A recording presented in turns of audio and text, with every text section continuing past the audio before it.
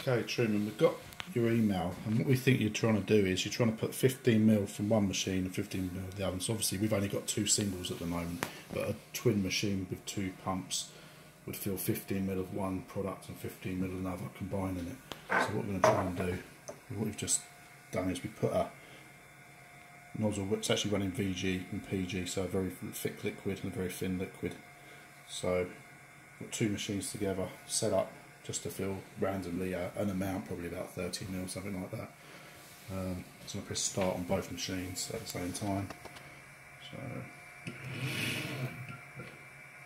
and gets the 2. So mixing it together. You can see it's sitting heavy on the bottom. Let's do a couple.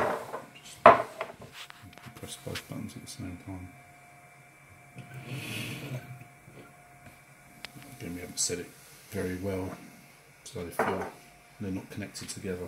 Both servos aren't working in synchronisation, so again, it's just good for a demo.